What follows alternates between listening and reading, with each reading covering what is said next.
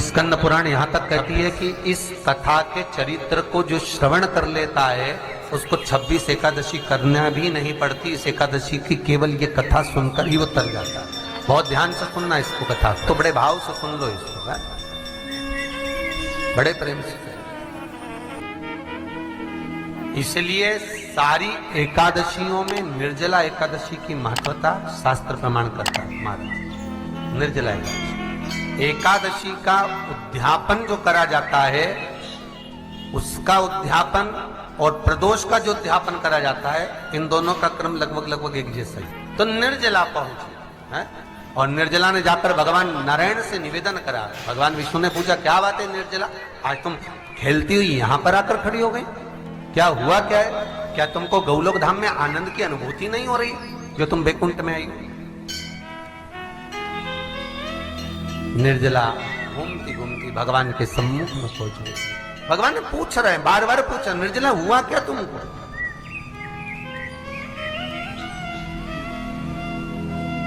ए निर्जला, ए एकादशी, हुआ क्या है तुम? क्या कारण है तुम्हारे यहां आने का, वैकुंठ पहुंचने का? बहुत ध्यान देना महाराज। शास्त्र कहता है सोमवार, मंगलवार, बुधवार, गुरुवार, शुक्रवार, शनिवार, ये देवता वो देवता सबके व्रत कर लो, सारे व्रत कर लो, पर ये व्रत आपको परमात्मा के धाम तक लेकर नहीं जा सकते, क्योंकि इनका जो पुण्य है वो मृत्यु लोक में आप थोड़ा सा भी गलत करते हैं तो पुण्य समाप्त हो जाता है। पर हिंदू धर्म के 3 व्रत ऐसे बता दिए जिन व्रतों का पुण्य समाप्त नहीं हुआ।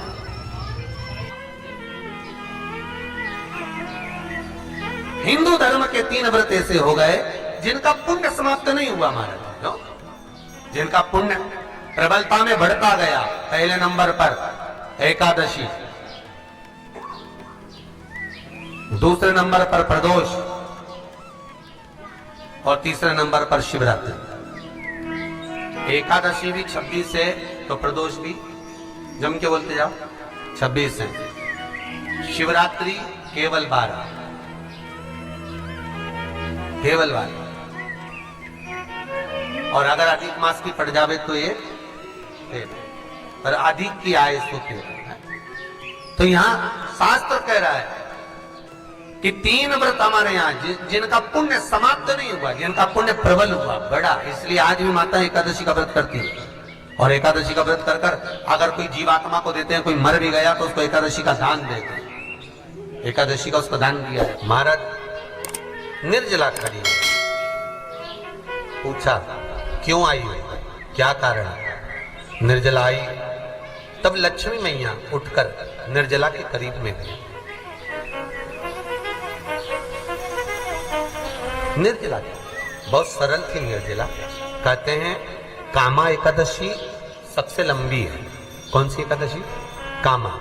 फिर मोक्षदा उससे नीची है महाराज। और निर्जला जो है बिल्कुल छोटा स्वरूप है। निर्जला का मतलब देखा जाए तो केवल 2 चोटी करी हुई है। मस्तक पर भोर लगा हुआ है निर्जला के, माथे पर बिंदी लगी हुई है निर्जला के, सुंदर गले में तुलसी की मालाएं पहनी है निर्जला, हाथ में जो हाथ फूल जैसी माताएं पहले पहनती थी, आपको ध्यान में होगा, ऐसा बड़ा फूल होता था, अंगूठियां पड़ी होती थी, हाथ में ऐसा लगा रहता है। तो निर्जला हाथ फूल भी तुलसी के धारण करी। बड़ा सुंदर स्वरूप है माता निर्जला का महाराज। छोटी है तो माता लक्ष्मी उनके पास में गई और निर्जला से जाकर पूछा, निर्जला तेरे आने का कारण क्या है, तू बता। नारायण आपसे पूछ रहे हैं कि क्यों आई हो, किस लिए आई हो, क्या है तुम्हारे आने का कारण? निर्जला ने कहा, मेरी विनती केवल इतनी सी है मां कि मैं ये चाहती हूं कि मैं जीव के प्राण छूटने के बाद उसके प्राणों को जिस समय मैं लेकर जीवात्मा के प्राणों को परमात्मा तक भेजूं, बैकुंठ तक भेजूं, गौलोक धाम तक भेजूं, उस बीच में मुझे ले जाते समय कई नरक भी बीच में पड़ेंगे, कई स्थान ऐसे बैतरणी आदि के स्थान बीच में आएंगे, तो वो स्थान में मुझे रोका ना जाए। मैं सीधे भगवान के धाम पहुंच जाऊं। ऐसी कृपा, ऐसी दया। जितनी भी माताएं एकादशी का व्रत करती, बहुत ध्यान से सुनना आज की कथा को। शायद जिंदगी में मिली ना मिली, पर ये कथा का रिश्ता तो बहुत ध्यान से सुनना। स्कंद पुराण यहां तक कहती है कि इस कथा के चरित्र को जो श्रवण कर लेता है उसको 26 एकादशी करना भी नहीं पड़ती। इस एकादशी की केवल ये कथा सुनकर ही वो तर जाता है। बहुत ध्यान से सुनना इसको, कथा को। सबसे पहला नियम एकादशी व्रत का, सबसे पहला नियम है कि आप जिस दिन व्रत करो उसके एक दिन पहले भक्ति का संचार इस हृदय में करो। भक्ति का संचार इस हृदय में कर लीजिए। जिस दिन आप व्रत करो, जैसे एकादशी का व्रत कर रहे हो, तो दशमी के दिन शाम का समय जब आवे, रात्रि जब होने लगे, शाम का समय आवे और रात्रि का आप जब भोजन ग्रहण करो, तो उस भोजन में कोई ऐसा पदार्थ ग्रहण मत करिए जिस पदार्थ के कारण आपकी एकादशी बिगड़ जाए। कोई बेकार भोजन में ग्रहण नहीं करना, श्रेष्ठ भोजन ग्रहण करिए दशमी। और एकादशी का दूसरा नियम बहुत ध्यान से सुनिएगा। जिस दिन आपकी एकादशी का व्रत हो उस दिन प्रयास करिएगा कि अपने हाथ से किसी भी वृक्ष की कोई पत्ती टूटे ना। अपने हाथ से किसी भी वृक्ष की, पौधे की, किसी भी वृक्ष की पत्ती अपने हाथ से ना टूटे। बहुत ध्यान दीजिएगा महाराज। एकादशी का ये दूसरा नियम है कि अपने हाथ से किसी पौधे की, किसी वृक्ष की, किसी डाली की कोई पत्ती ना टूटे, इसका प्रयास करिए।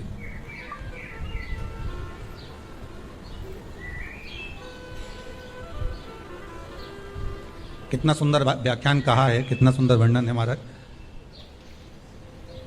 कि मात्र एकादशी का व्रत कर लेने पर, मात्र एकादशी का व्रत कर लेने पर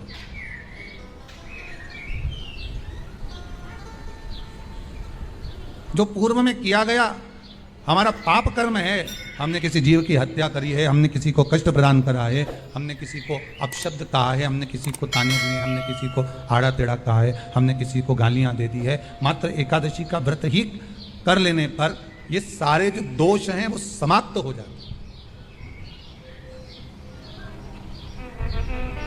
सारे दोष हमारे समाप्ति पर आ जाते हैं। देखिए दोस्तों, कितना अद्भुत भोले बाबा का मंदिर है, शांत वातावरण में बना हुआ है। विचार करिएगा थोड़ा सा अपने मन में, अपने चित्त में, अपनी वृत्ति में एक बात उतारिएगा। एक अपने मन में एक बात को उतार कर रखिएगा कि आप अभी पंडित जी पूजा करके अपने पाप को, अपने पाप कर्म को जिस दिन क्षीण करने वाले हो, समाप्त करने वाले हो, अपने पाप को आप जिस दिन समाप्ति पर लेकर जा रहे हो, तो उसके एक दिन पहले आपको प्रसन्नता होना चाहिए कि नहीं होना चाहिए कि कल मेरा पाप कटने वाला है, कल मेरा पाप समाप्त होने वाला है। जो मैंने पाप कर्म करा है वो समाप्त होगा, जो मैंने पाप कर्म करा है वो कल समाप्त हो जाएगा। तो एक दिन पहले आपके चेहरे पर प्रसन्नता हो कि ना हो?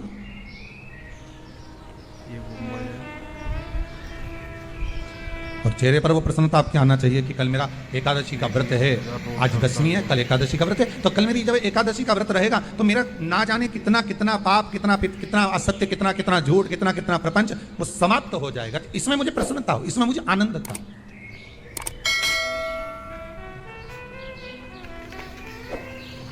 तो क्या कहा गया कि प्रयास करिएगा कि एकादशी के दिन कोई वृक्ष की, कोई डाली की, कोई कोपल की कोई पत्ती ना तोड़ी जाए। क्यों?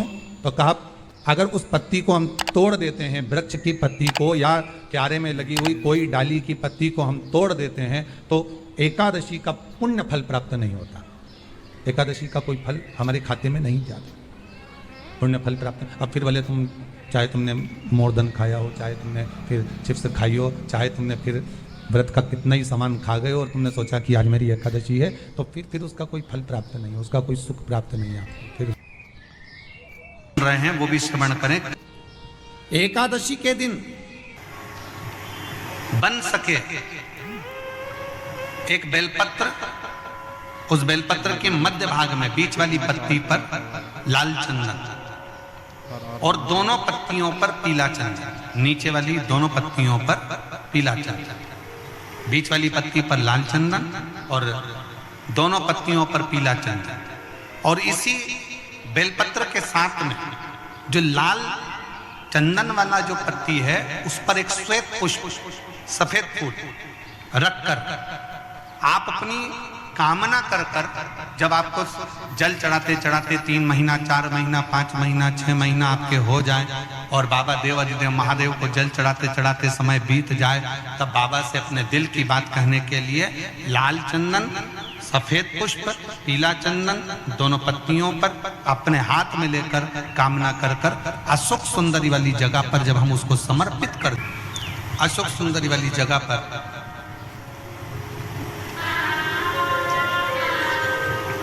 ये शिवलिंग जलाधारी और उसके सामने का जो भाग है उसके मध्य भाग में अशोक सुंदरी का स्थान है। बस इसी स्थान पर बेलपत्र और श्वेत पुष्प, बीच वाली पत्ती पर लाल चंदन, आसपास की पत्तियों पर पीला चंदन और वो शिवलिंग की सम्मुख में जो अशोक सुंदरी का स्थान है वहां समर्पित कर उस स्थान। ये रोज नहीं करना, फिर ध्यान देना, कभी कभी 4-6 महीने निकल जाएं, 8 महीने निकल जाएं, 3 महीने निकल जाएं, 5 महीने निकल जाएं उस स्थान, और ये हमने एक बार नहीं बताया, इसको पहले भी वर्णन कर चुके।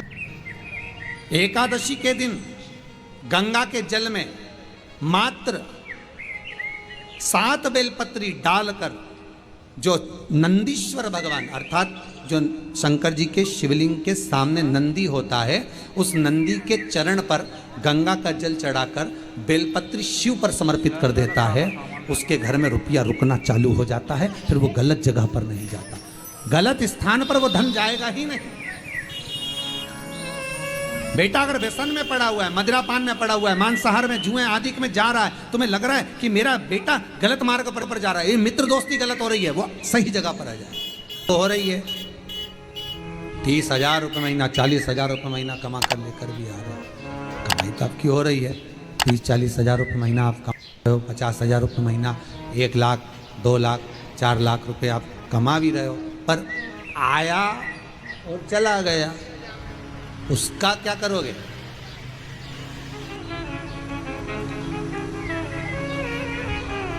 उसका करना क्या है? बहुत सुंदर संवाद है, ध्यान दीजिएगा।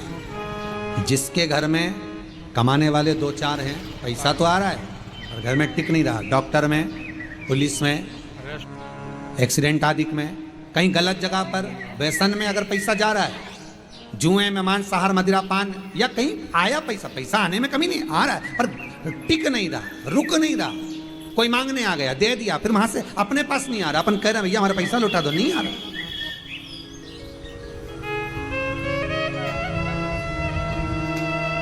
करना है एकादशी। कई लोग इसको धन के लिए भी करते हैं, संपदा के लिए, संपदा के लिए अर्थात जिसका व्यापार नहीं चलता, जिसके घर में पैसा नहीं आता, या नौकरी नहीं लग रही, या सर्विस नहीं लग रही, आप अप्लाई कर रहे हो, जगह जगह जाकर इंटरव्यू भी दे रहे हो और पैसा नहीं आता, तो उसके लिए भी प्रयास किया जाता है। पर उसके लिए यहाँ पर जो धन के लिए करते हैं, उसके लिए विष्णुपदी के लिए करते हैं। मतलब जैसे गंगा के जल में तुलसी के 11 पत्ते डाले जाते हैं।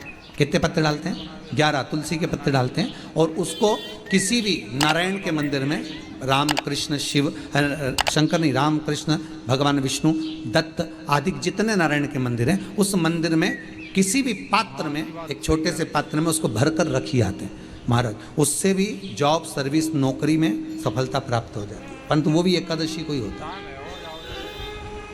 कुछ देर तक पात्र को रखा जाता है, फिर वही पात्र का जल किसी भी वृक्ष के नीचे डाल दिया जाता है, उससे भी नौकरी के लिए फायदा मिलता है। गंगा का जल कोई साधारण नहीं। पैसा, धन ज़्यादा आने लगे तो पत्नी को कहना चाहिए कि देखो थोड़ा बहुत मेरा मन है, शिव महापुराण की कथा हो जाए, या फिर कहीं सत्कर्म में लग जाए, कहीं ब्राह्मण भोज, साधु भोज, सन्यासी भोज, गुरु जन में, संत जन में, साधु जन में, तपस्वी जन में कहीं लग जाए। ये धर्म पत्नी। जहां धर्म जुड़ा हुआ हो वो धर्म महाराज। कुछ तिथियां होती हैं जिन तिथियों में अगर आप रोज गंगा का जल शंकर को नहीं चढ़ा सकते तो शिव महापुराण कथा कहती है, स्कंद पुराण कहती है, विष्णु पुराण कहती है, गर्ग संहिता कहती है, गीता पुरुष गोरखपुर का कल्याण का गंगा अंक कहता है कि कुछ तिथियां भारत की भूमि पर ऐसी वर्णित है जिन तिथियों में भी गंगा का जल हम शिव को अगर एक बूंद भी समर्पित कर रहे हैं, गंगा का जल मात्र एक आधी चम्मच भी, आचमन जितना भी अगर हम शिव को समर्पित कर रहे हैं तो उसका सुख आनंदित है। जैसे पंचमी तिथि, नवमी तिथि, दशमी तिथि, एकादशी, प्रदोष, पूर्णिमा, अमावस्या, ये तिथियां हमारे यहाँ जो दी गई हैं, इन तिथियों में अगर हम गंगा का मात्र थोड़ा सा जल भी अगर जल के पात्र में डालकर गंगा जी का जल थोड़ा सा भी शिव के पास लेकर जा रहे हैं तो ये एक भाव अपने भीतर होना चाहिए कि आप केवल गंगा का जल साधारण शिव मंदिर में समर्पित नहीं कर रहे हो, आप गंगा का जल भले अपने घर से लेकर जा रहे हो और थोड़ा सा भी जल ले जाकर अगर शिव को समर्पित कर रहे हो तो तुम्हारे भीतर ये भाव होना चाहिए कि मैं गंगोत्री से जल भरकर सीधे रामेश्वर में ले जाकर गंगा के जल को समर्पित कर रही हूँ। श्रावण के महीने में या अन्य महीने में आप शिव को समर्पित कर रहे हैं, ये आपके भीतर एक भाव उत्पन्न होना चाहिए। एक बात आपको कही थी गुरु महिमा में कि घर से जब निकला करो ना तो भगवान देव अधिदेव महादेव का नाम लेकर श्री शिवाय नमस्तुभ्यम, घर से जब निकलो कोई कार्य के लिए जा रहे हो तो आप श्री शिवाय नमस्तुभ्यम का स्मरण कर कर जाइए। आप किसी काम के लिए आगे बढ़ रहे हो, श्री शिवाय नमस्तुभ्यम का स्मरण कर कर जाइए। जिस समय आपके मुख से श्री शिवाय नमस्तुभ्यम का स्मरण हो जाए या शिवलिंग का स्पर्श हो जाए या शंकर का अनुमोदन कर कर ओम नमः शिवाय बोलकर या राम बोलकर, कृष्ण बोलकर, शिव बोलकर, आपके भीतर जो रमा हुआ है, आप राम को मानते हैं आप राम को मत माने, हम मना नहीं करेंगे। आप कृष्ण को माने तो कृष्ण को माने, हम मना नहीं करेंगे। आपका दिल जिससे लगे, आपका चित्त वृत्ति जिससे लगे, और उस पवित्र भूमि में ना जाने कितने साधक, कितने साधु, कितने तपस्वी, कितने संत, कितने महात्मा, कितने जोगी, कितने सन्यासी, कितने ब्राह्मण जन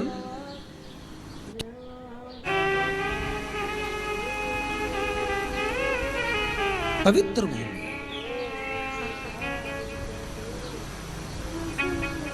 और उस पवित्र भूमि में ना जाने कितने साधक, कितने साधु, कितने तपस्वी, कितने संत, कितने महात्मा, कितने जोगी, कितने सन्यासी, कितने ब्राह्मण जन, कितने विद्वत जन इस भारत की भूमि पर भ्रमण करते रहते हैं, तप साधना करते रहते हैं, उपासना करते रहते हैं, मंत्र जाप स्मरण करते रहते हैं।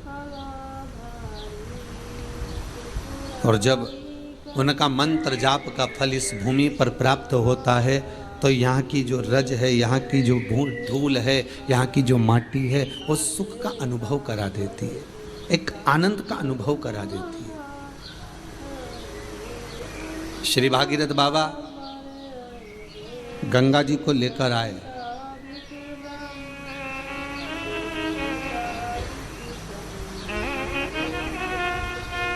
भागीरथ बाबा तो गंगा जी को लेकर आए 60,000 काकाओं के उद्धार के लिए,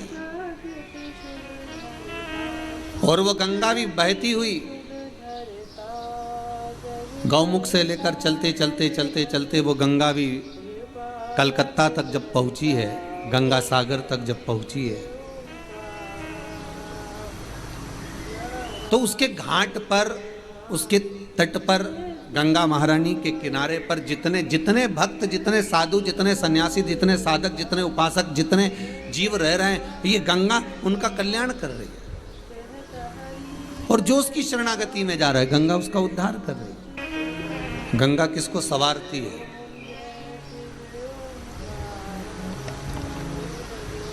किसी ने कहा कि प्राण छूटे और गंगा जी में ले जाकर अस्थियों को छोड़ दो तो गंगा मोक्ष देती है।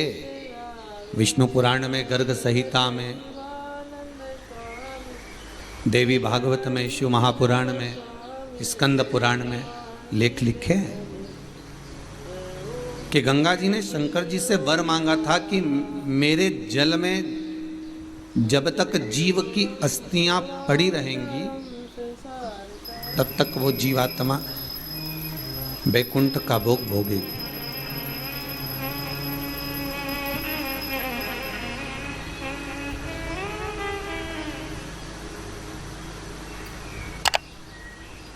पर गंगा जी ने एक बात और कही है, शिव महापुराण में आपने श्रवण करा ना करा, पर एक बात और गंगा जी कह रही हैं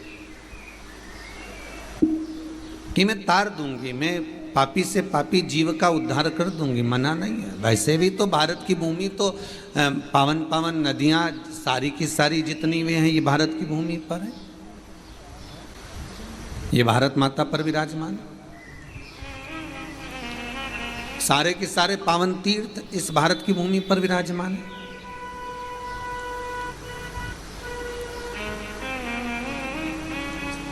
पुण्यमय नदियां, पुण्यमय तीर्थ, पुण्यमय तालाब, सरोवर जितने भी हैं ये सब इस भारत की भूमि पर हैं। गंगोत्री में